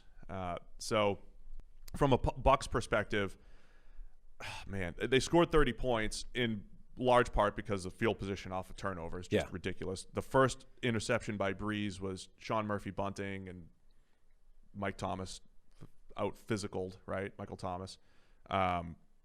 And then, just a 3-yard touchdown, whatever, Brady to Evans. So the Bucs didn't move the ball very efficiently. They also ran the ball like crazy on early downs. First down, run after run after run. I thought it seemed like in the second half of the season when their offense was better, they did a much better job on early down play action and various things like that. But this was inefficient offense from the Bucs, and I think they got to be a lot more aggressive next week against the Packers, even if it is cold and snowy. Well, it was playoff Lenny. How could you not feed him? Fournette ends up with 63 yards on 17 carries, long of 8. He feels quicker and a little bit, and it feels like his vision's better. He also caught a touchdown. I mean, that's the other thing, too. They came through in the red zone with a couple of those touchdowns. Poor old Ronald Jones rattles off like an amazing run. Despite, the dude is battling some kind of injury, rattles off an incredible run that, aggravates it and then comes back for holding. You're like, come on. Yeah. A lot more holding calls this weekend after the NFL. Weird. It's like the NFL basically eliminated it all season long. You know what we're going to bring back for the postseason? Holding calls. Because everyone loved that when it was around. You've asked for it. Yeah. You're listening. Back by popular demand, here's the holding you've been missing all regular season. Ironically, so I think the Bucs offense generally did a better job of with the scheme, with the things that New Orleans can throw at them. Brady was under pressure a hell of a lot less now that he has Ali Marpet back in the starting lineup, which was obviously going to happen. But Brady didn't actually play that well this game. He's been playing as well as any quarterback in the NFL over the last number of weeks. Wasn't great in this game. And if they can win a game like this, now granted, you're not going to get 3 turnovers every week, but if you can win a game like this with Brady playing like that, you have a real shot at winning a Super Bowl. Yeah, it wasn't great. So the inefficient offense we're talking about the Bucs, run after run after run on first down when that's the best time to pass. And then they had a 3rd and 3 early on. Brady misses Gronk down the field. And then a 3rd and 1, it looked like he's just Antonio Brown wasn't even open. He's just chucking it deep. Almost got I don't care about the interception part of it because it was like an arm punt at that point. But an overthrow deep into essentially double coverage on 3rd and 1. Just inefficient offense. And for the second straight week, Cameron Brate is the most efficient receiver for the Bucs. I think that's the part that also makes them dangerous. Chris Godwin had a couple almosts, right? Mm-hmm. Some near catches that would have been great. Mike Evans was essentially eliminated. But then you have Tyler Johnson step up with a great catch on a back shoulder. You have Scotty Miller step up with a 29-yarder that was also huge, getting the Bucs to flip the field. So that is what makes the Bucs dangerous. Antonio Brown got hurt, and that's why Tyler Johnson was in the game. They are so deep at wide receiver and tight end that even when the top guys don't show up, they're still able to make plays. Yeah, I mean, the talent in this receiving core is pretty absurd. And that's a huge part as well, that they don't necessarily need to be perfect on offense with the scheme and with Brady. They have a lot of margin for error, right? The reverse of the Saints, who had none. For a number of weeks down the back end of the season, Tampa Bay was winning games, not because they'd figured anything out or because their scheme was dramatically better or more efficient, just because their athletes and their receiving talent was beating the guys trying to cover them. And that's always, the potential for that is always there. They can have an iffy game in terms of scheme and in terms of play calling and in terms of Brady's efficiency, but ultimately at some point you've got to cover Gronk and Godwin and Evans and Tyler Johnson. There's so many people you've got to try and stop. Lenny. Fournette, man. He got to the end zone in the pass game, too. Say what you want about QB wins and all that stuff, but, man, Brady's been in the conference championship in 14 of his 19 years as starter. Yeah. That's kind of ridiculous. He's been there more than the next 2 guys combined. The next 2 guys are Elway and Joe Montana. The one I like 7 and 6. That was his 14th game-winning drive in the playoffs, which if that was all the wins that he had would tie him for 3rd with Elway, with Peyton Manning, and I think Terry Bradshaw in just overall playoff wins. He now has 32 playoff wins, double Joe Montana, who's number 2. And it's fun. This season is so funny for that because before it was all, it's not just Brady. It's Brady and the Patriots and Belichick and all these things together. Now it's Brady. Now Brady is doing all this again, exactly like it looked before, only there's no Belichick and there's no juggernaut. There's the Bucs and Bruce Arians trying to run the ball with Lenny every 1st and 10. Yeah. And I want to see what happens. Now, if the Bucs lose next week, Brady's idol is Joe Montana. And I always thought that there might be I didn't think the Bucs would be a Super Bowl team. I felt like Brady had one Joe Montana Chiefs run maybe, and the Chiefs went to the AFC Championship and Montana lost to the Bills. And is that how it's going to end? Is it going to be just like his idol, or are we going to see, as you said on the last show, this ridiculous, legendary Brady's back in the Super Bowl without Belichick. I mean, there's so much on the line next week. It's incredible. I mean, the world and medical advancements and, nutrition and just generally taking care of yourself has progressed a lot since the 1990s.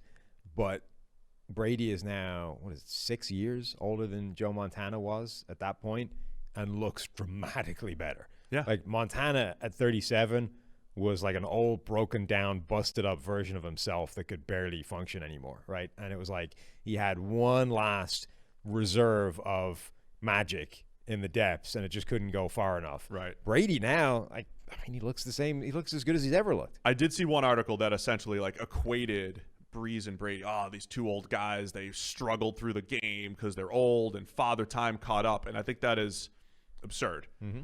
Brady just didn't have a great game. Yeah. In just like Josh Allen didn't have a great game. Like nobody's saying Josh Allen's too old because he had a rough game against the Ravens Saturday night. You only need to go back like a week for Brady to look like Brady again. Drew Brees, you got to go back like 2.5 years. Right. And so you're talking about, yes, medical advances since the 90s. The most recent things we've seen, though, is like Peyton Manning at 39 could barely even throw the ball. And Drew Brees now at 41, his 41-year-old season, could barely throw the ball. Brady at 41 was, still looking pretty good. And now he's 43 and looking as good as ever. The closest to this we've seen is Brett Favre at 40 for the Vikings in 2009, where they went to the championship game, should have gone to the Super Bowl. And Favre still looked like vintage Favre, right? The only thing that was different is that when 17 New Orleans Saints people jumped on top of him, bits of the man started breaking in a way that they didn't before, right? That was why Brett Favre got busted up and had to retire. Like he was physically still able to do exactly what he always did, which is run around, make plays, fire the ball wherever he wanted. Brady's like that, except he doesn't take the hits. Yeah, exactly. I mean, he knows how to avoid hits for the most part, but I think physically, you can't look at Brady and be like, physically he's declining. No. Like, the Saints defense is really good, and they have really good answers for the Bucs scheme as they did in this game, but Brady's still chucking it around. Okay. I sent you a little clip of part that was on a pregame show, and it was Brady taking off and running against Michigan against Purdue. Maybe it was against the Drew Brees thing, but he was like, the commentary was like, Brady's deceptively fast. He's even slower than you think he is. And somebody replied to this and was like, I would bet a lot of money that Brady right now is faster than he was playing for Michigan. I think that's probably true. I think Brady right now is a better athlete than he was in 1998. Yeah, which is to say he's still terrible. Yes. But the point is, he hasn't physically declined in any way, shape, or form. His arm, even if you just look at his arm now versus 2001, like significantly better. Like 02 and 03, he turned the corner pretty quickly as far as like arm strength and velocity and everything, but I think he's got it. He's fine now. So, as I mentioned earlier, 4 of the top 5 graded quarterbacks are left in the playoffs. I want to discuss Deshaun Watson, the other quarterback that is in the top 5. What?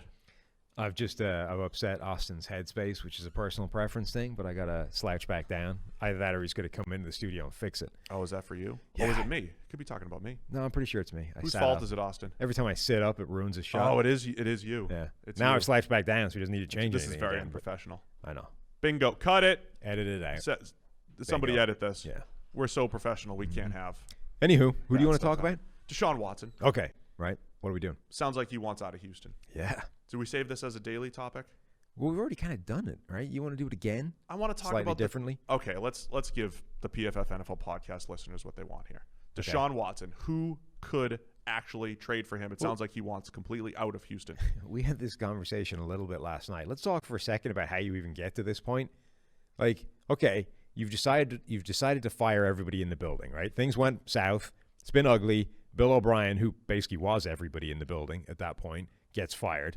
Now you've got to put together a new staff. You need a new head coach. You need a new GM. You're not going to make the same mistake of having him be the one guy.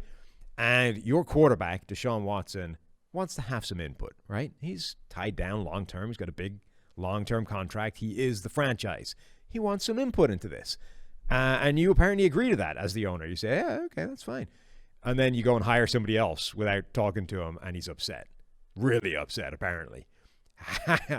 How do you let that happen? Like, that's an absolute gimme of a hurdle to clear in terms of just keeping the guy happy. and you screw it up. I'm back and forth on this because, again, I don't like to comment too much on stuff that we don't know when you're not in the room, right? And stuff that gets reported in the media and stuff like that sometimes they have slants to it, and you could tell whatever story you want.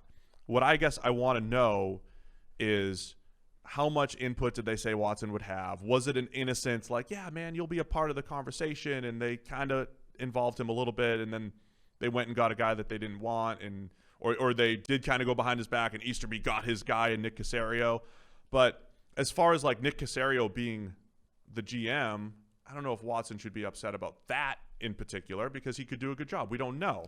The other part that is interesting is here's the question, how much should the quarterback be involved in picking his bosses, whether it's the guy picking players for him or his head coach? I don't think he should have a lot of input in that, just a quarterback in general.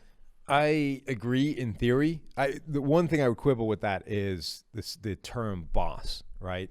Because when you're a franchise quarterback with a giant extension, long-term contract, the head coach and the GM, they're not really your boss. That's At that fair. point, you're all partners in the long-term vision of what this team is. You're all partners in trying to win a Super Bowl, right? When they gave you the giant extension in your second deal and you're now the face of the franchise. You're worth more than your Well, A, you're boss. worth more than them, but B, you've also progressed past the point of like you're an expendable piece of this thing where you're just like you're an underling. You're not. You're no longer an underling. You've been elevated to the point of being like part of this strategy, right?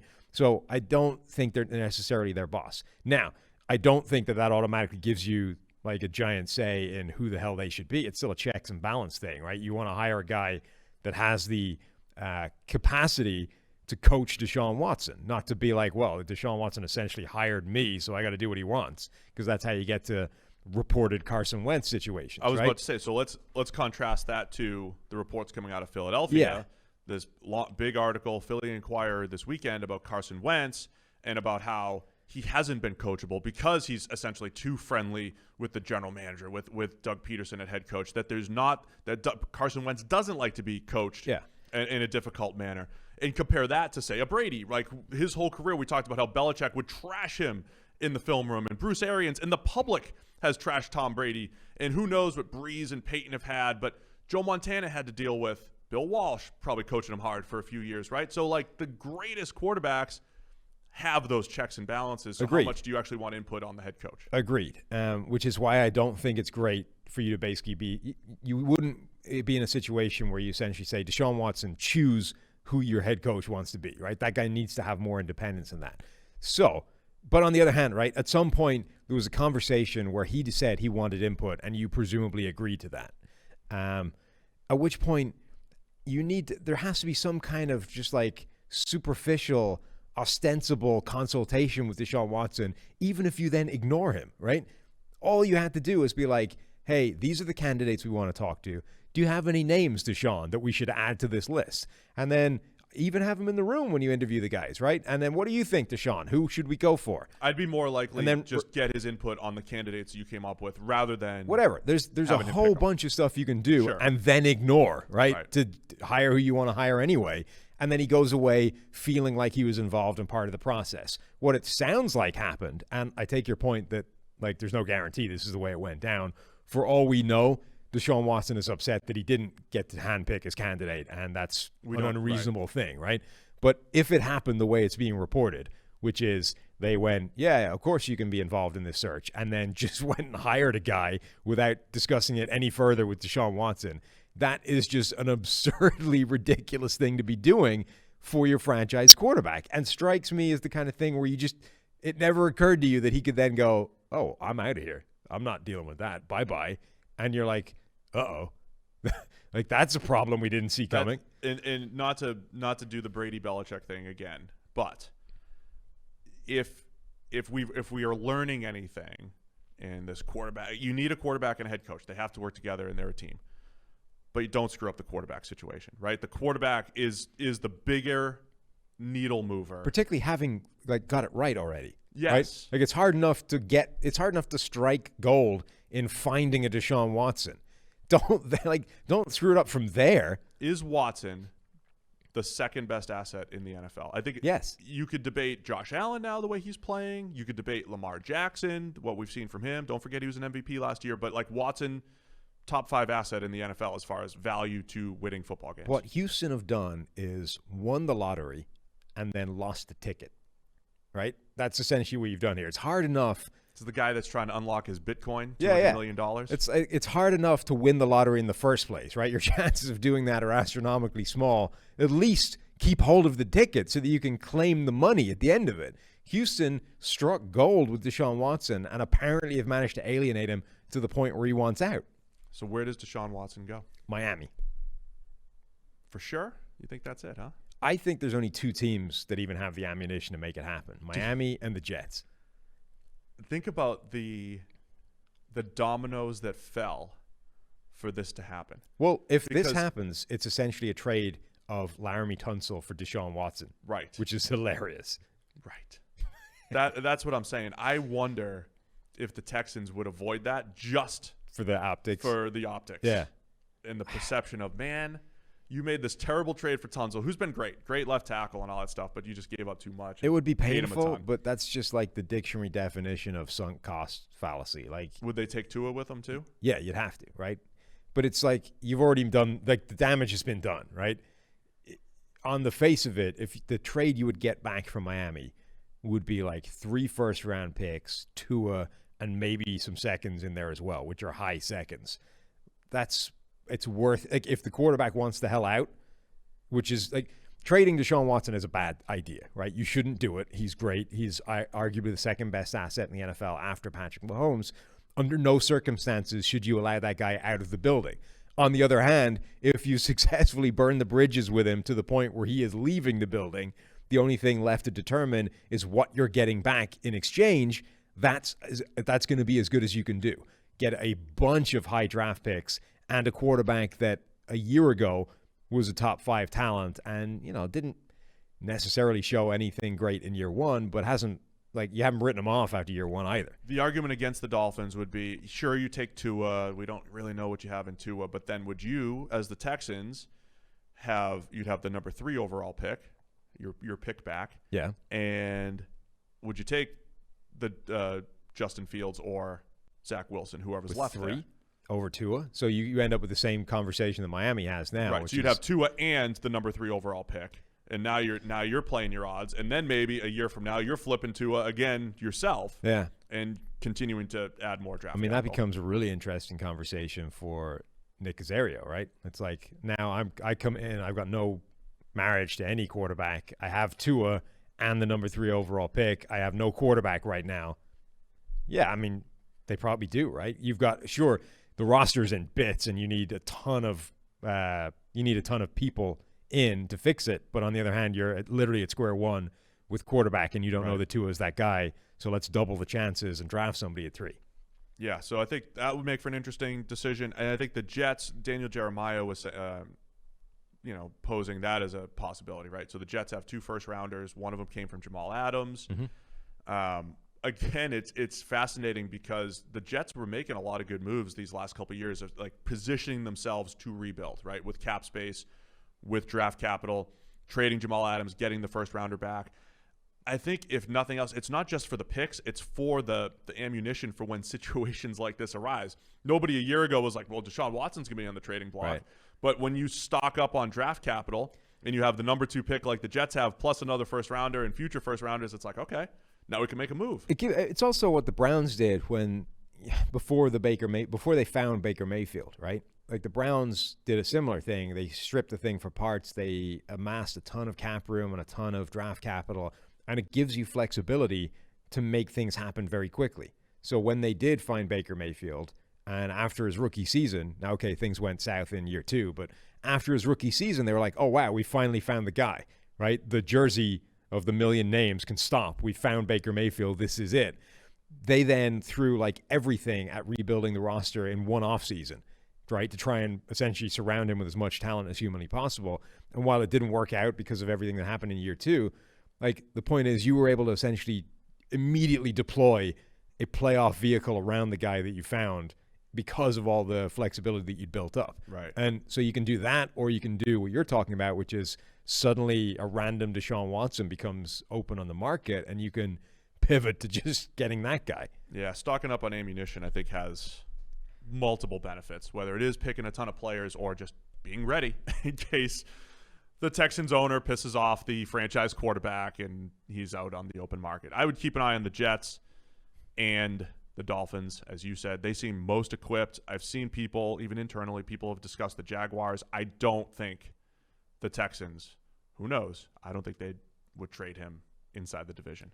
But would you? I also don't think. Here's the question: Deshaun Watson or Trevor Lawrence? I mean, I would want Deshaun Watson over Trevor Lawrence, but it's not like it's straight up, right? It's going to be Trevor Lawrence and a bunch more picks. At which point, I would take Trevor Lawrence. Is it really though? Yeah, this is not going to trade Trevor Lawrence for Deshaun Watson straight up. I mean, if they do, the Texans got absolutely. I think plus other picks too, but like that's what I'm saying.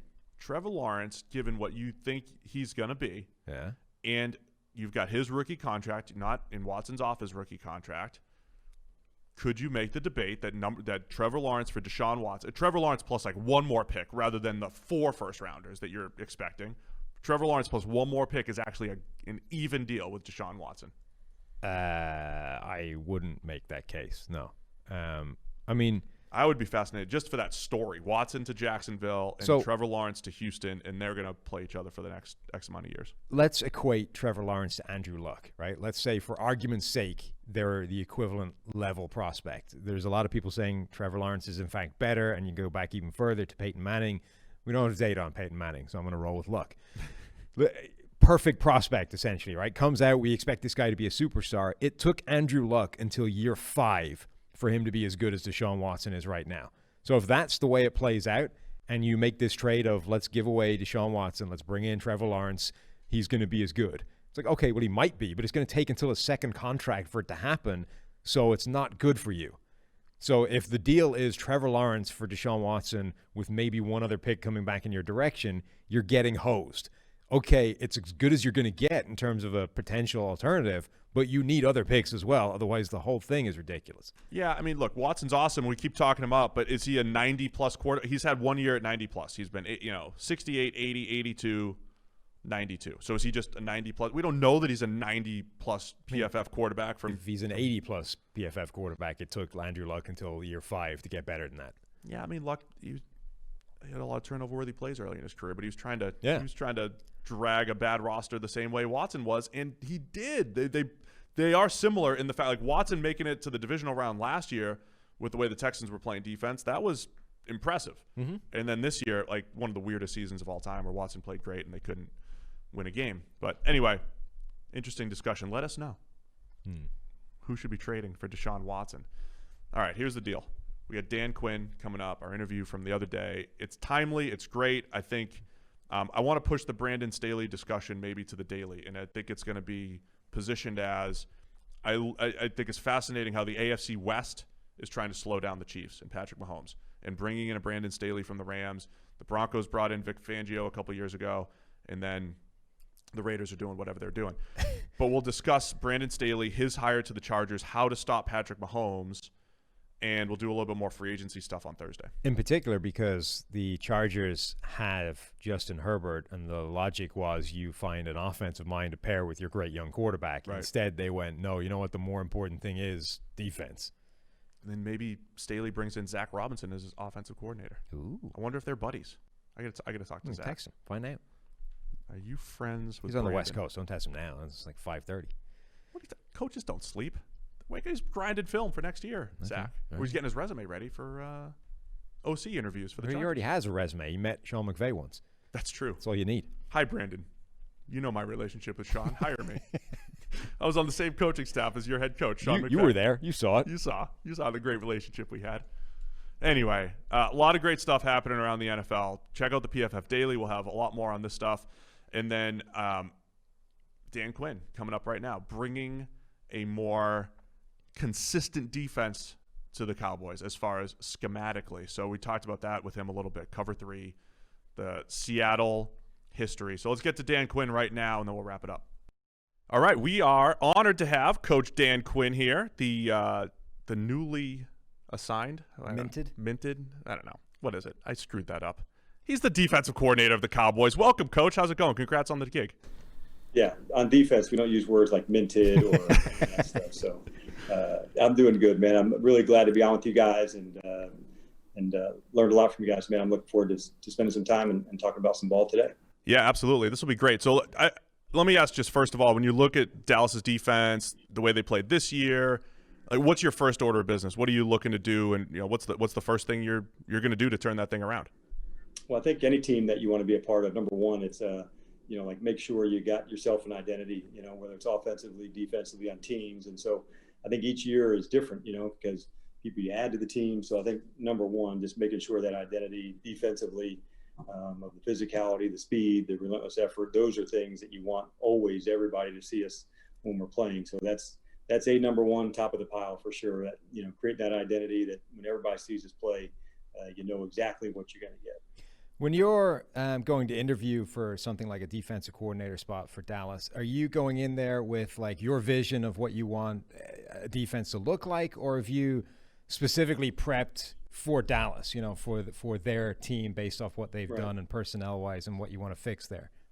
Yeah, I think number one, you don't really have a real sense, when you're going somewhere, what a team has, and that's kind of what my challenge is now, to make sure I get a chance to watch everybody on tape, get a chance to see what their strengths are and see if we can put guys in spots, to know how to feature them. So think of like players first over the scheme part of it. And, there'll be certainly, guidelines that you want to fit guys into, but more than anything, what do you have and how to feature guys, will drive a little bit of how you can play.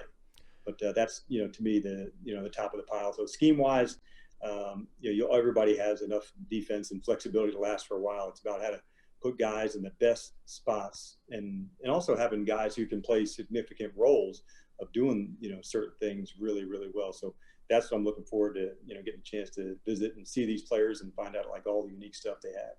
So you kind of answered a little bit of it, but, how do you balance do you have a scheme, so to speak? Because especially, yes. I think the talking points too, because you came from Seattle and, it's cover threes all across the league, and you're the Seattle version of cover three. So are you implementing your scheme, or do you have to ease into it, build around your players? Like, how do you balance those two things? There's a little bit of both. And certainly you want, like when you're going into a new place, you want to find, what some of the strengths are, in terms of the current thing. You want to, dig back. And for me, I had some time, unfortunately, to look at a long, big history of things that I also liked, what needed to change, what would be some things that, I don't know if modernize is the word, or tweak, to adjust so the system, can have some, different looks to it. And so it'll certainly be part of that system. And then there's some other coaches here and some things that I want to implement. So let's find out the best way. So number one, like creating the identity where guys can play fast. I think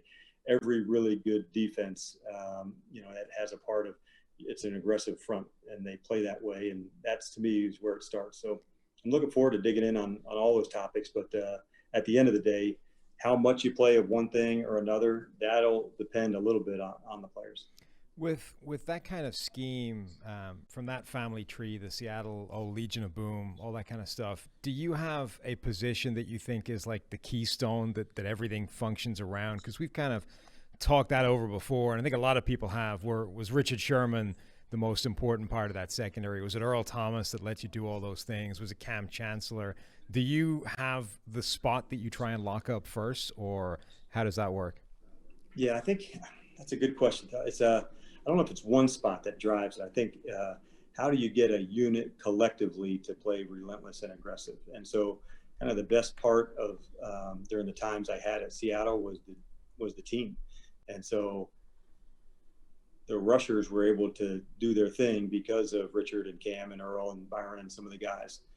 The secondary was able to get some picks because of Michael and Cliff and Chris Clemens and others, So it kind of went hand in hand in terms of how specifically those two positions can kind of lean on one another, the front and the aggressive play that they want to have, and the secondary, where those two positions are the ones, to me, that's like they have to be, connected at the highest level and have regard for what the other job is. And they're so different, like none of the D linemen ever played DB. None of the DBs ever played D line. So the jobs are different, but having that connection between those two groups, I think that's vital, to play like really top-notch quality ball. There goes my question about what's more important. Of course, he's going to say team defense, D line. You guys are all dependent on each other, but I think on Sam's question too about like who the most important one is. Do you still use Sherman, Chancellor, and Earl as like the prototypes of what you're looking for? Because that's the prototype for your defense, is it not? Yeah, and I think so. Knowing they have, what you're trying to do is find some of the traits that a player has that's similar to that. You may not, find every 230-pound safety that can hit like a truck, but there are going to be some that have really good, physicality qualities to them. You may not find, a corner who's got, 33s and has, crazy good ball skills, like Sherm. But what you can find is like how important ball skills are for corners, the ability to stop and plant. And that's like one of the things that made Richard so great. Recall, like how smart he is. I can clearly remember, like, we were playing Carolina in the first year I was there, and the team had played Carolina when I wasn't there the year before. And he just, leaned over and said, "Hey, against this formation, this route is coming." And I went back, to the previous season to look. Sure enough, he was right. And they had played him like middle of the year. So it wasn't like the last game and he remembered it, to start the season. But like a player who has that kind of recall, those are traits of like smart and recall, like that are hard to, they don't necessarily show up on tape or in a measurable, but they have unique stuff to them. That's incredible. I don't think people appreciate that enough about Richard Sherman. Like from our dealings with him, obviously he's smart, right? He went to Stanford. That part is evident, but just how much he knows and anticipates from the tape study, and how much he knows what's coming regardless of, athleticism or who he's going up against. He's waiting on it before you're even running it, at which point he's ahead of the game. Yeah. So like quite often there weren't a lot of targets going over his way.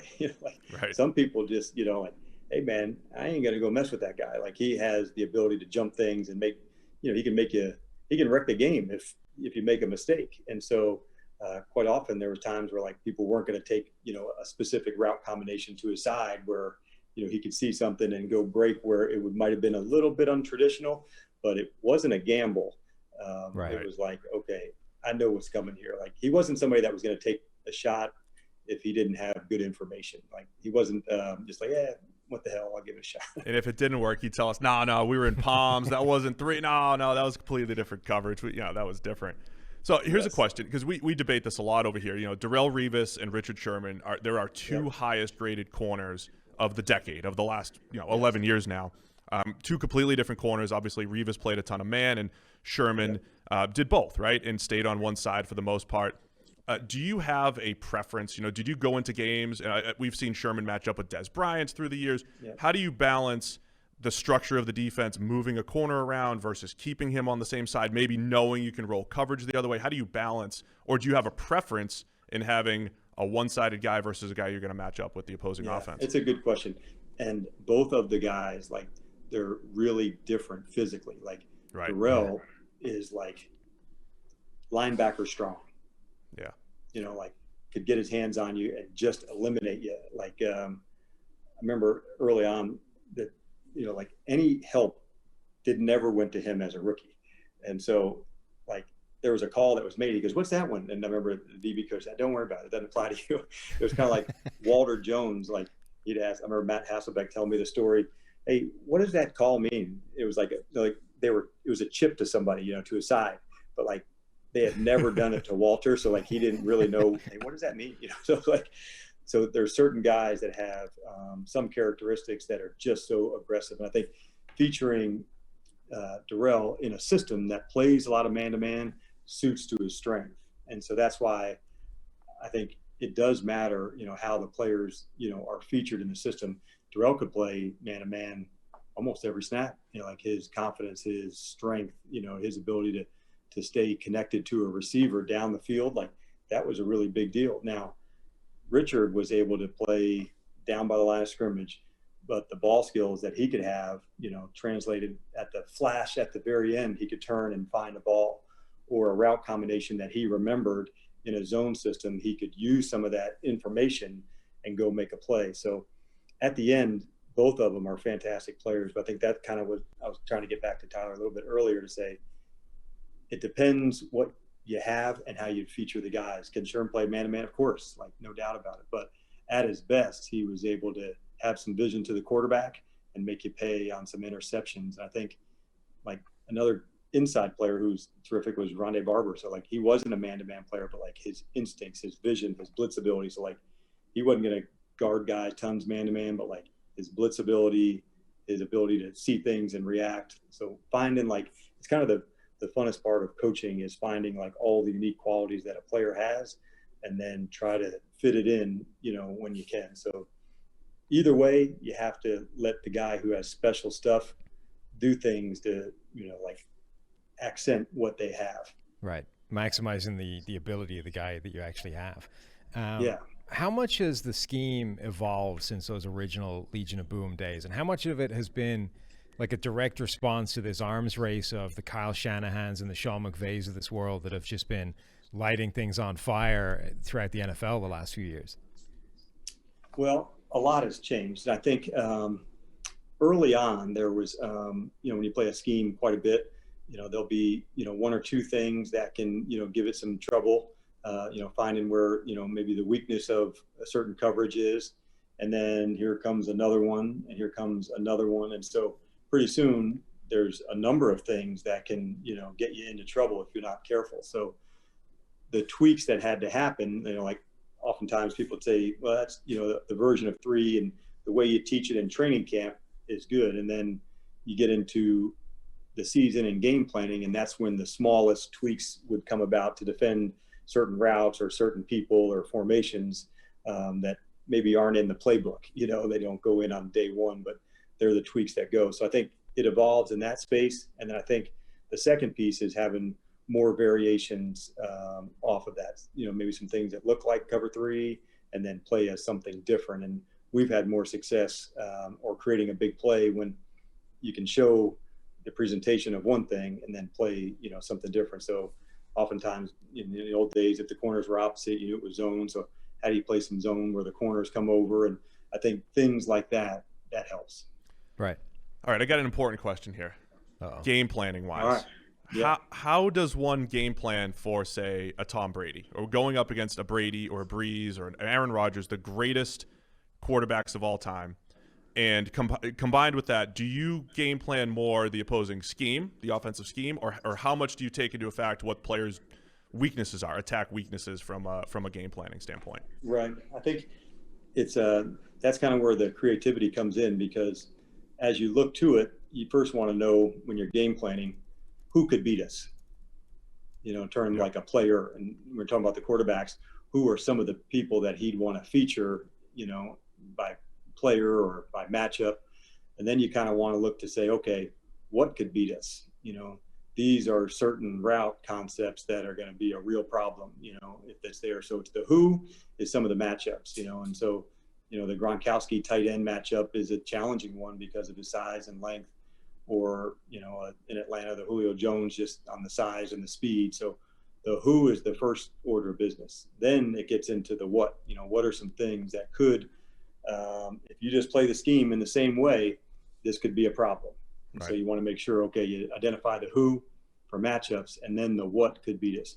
Some offenses will, you know, kind of run their system, you know, to say, hey, this is what we are, we're going to go. But most everybody will try to find some matchups or some keys that there. And so having ways to, you know, look like it's one thing and play something else, I think that's a big deal. And most defensive coordinators also want to do some self-scout to say, hey, these are some issues that have come up, whether it was week 1, week 4, week 10, and you've got to be ready for that to come back again, because that's where the game plan comes from the previous, you know, when coaches are studying other people's tapes. Okay, did this problem get fixed? Right. And you better have it fixed, because if you don't, the quarterbacks that you referenced, they can make you look bad. And so they've all thrown a lot of touchdown passes. I know I've been a part of the other side of their numbers. So they're fantastic players, and they're all different, you know, who moves, who doesn't move, what are the things that could cause one person problems that doesn't cause someone else. So it takes a lot of time to study that and find that. And that's why having more information is good. And so guys like you who can provide some of that information, it's a big deal for us. And so we've got to then marry that to the tape to say, can we do that and make those things happen? When head coaches go back to being coordinators after their head coach job, the narrative tends to be that, now they get a chance to focus back in on their side of the ball and really just go back to the thing that they were great at without all the other distractions involved. But I'm curious, what have you learned from being a head coach that you think will actually make you a better coordinator going forward? Is there anything you've taken from the extra I don't know if we have enough time to go through it, honestly. It was, like I said, I got let go. So I wanted to make sure I was going to apply the lessons, because otherwise, some of the mistakes that you made, you want to say, okay, how is this going to help on the next spot? And so for me, I definitely had that to say, sometimes as a head coach, you can feel like you want to take on too much. Here you can help, here you can help, here. And really, at the end, make sure you do the things much like a player does. Here's the things I know I can help impact the team the most. And so that's kind of the vision I have coming here to Dallas, to make sure that I can do those things to, help winning. And that's really what it's all about. So anything that takes you away from that, bring it back to the middle to make sure that's the main emphasis. So you get pulled in a number of ways. I think some of the head coaches that have done it the best, who've done the play calling in that spot, I've got a lot of respect for those guys. Right. Awesome. Well, Coach Dan Quinn, appreciate you taking the time. I know it's busy, but appreciate it, and good luck in Dallas. We'll be watching. All right. Thanks, guys, and I appreciate getting to know you and being on with you, and look forward to staying connected. Sounds great. Thank you. All right. I like it, man. I thought he was pretty good. It wasn't just all coach speak type of stuff, getting into the history of the Legion of Boom. And, he's been there, man. I didn't want to bring up some of the painful Super Bowl losses or that would have been a bit much. Anything like that. He seemed encouragingly keen to wear that, though, to be like, if things went bad and if I don't learn from it, what the hell was the point? Yeah. It is it is interesting when you go from head coach back to coordinator and how you bring those lessons and all that stuff. And I think it'll be – the Cowboys have some work to do on the back end as far as bringing some talent in there and how they work that scheme and all that stuff. So looking forward to seeing that. So appreciate Coach Quinn coming on the show. We'll try to get some more really good interviews as the offseason goes on. But, all right, that'll do it for today. Divisional round in the books. We'll be previewing the 2 conference championship games on Thursday. We'll have a lot more free agency talk. We'll go top 5 by position on Thursday, and we'll start getting into even more offseason, free agency, draft. I'll have a mock draft coming out next week. That's going to be great. My first mock draft of the year. Wow. You ready? You ready? Big week. You're going to trade Trevor Lawrence for Deshaun Watson straight up? Would I trade Trevor Lawrence? I don't know. Are you going to in your mock? We'll see what happens. Maybe it'll be a crazy one. All right, guys. Thanks for tuning in. We'll see you guys Thursday.